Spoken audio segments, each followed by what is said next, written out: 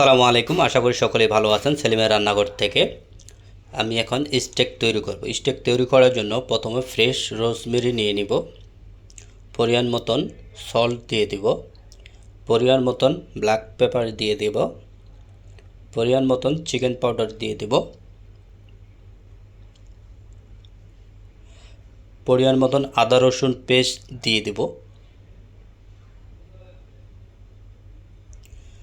পরিমাণ মতন yellow mustard paste দিয়ে দেব,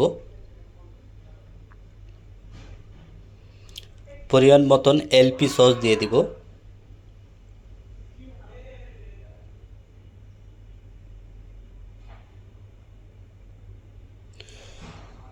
পরিমাণ মতন এসপি সস দিয়ে দেব। আর আমি যে স্টেকটা তৈরি করতেছি স্টেকটার নাম হলো টমাহাক স্টেক। আপনারা যে কোনো স্টেক দিয়ে করতে পারেন। সুন্দর করে আমি এটাকে মাখিয়ে নেব। এরপরে আমি একটু পরিমাণ মতন অলিভ অয়েল তেল দিয়ে দিব। অলিভ অয়েল তেল দেওয়ার পর আবারও আমি এটাকে মাখিয়ে নেব, ভালো করে মেখে নিব।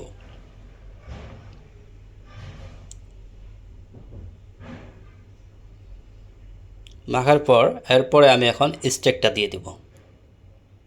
স্টেকটাকে সুন্দর করে আমি মেনশন করে নিব, করে কাঁটা চামচ দিয়ে একটু গুটিয়ে নিব যেন ভিতরে সল্ট পেপারগুলো ঢুকে যায়।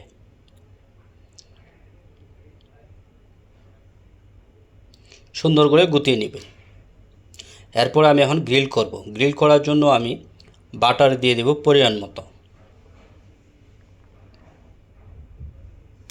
এখন আমি স্টেকটা দিয়ে দেব গ্রিল করার জন্য।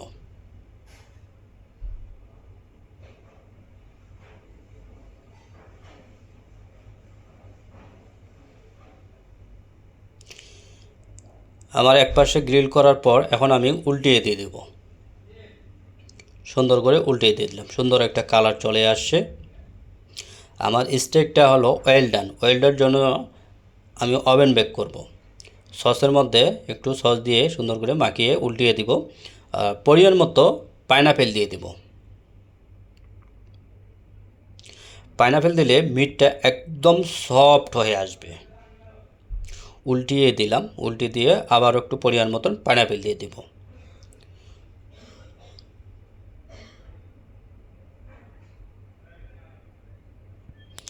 এখন আমি 5 মিনিটের জন্য ওভেন বেক করব।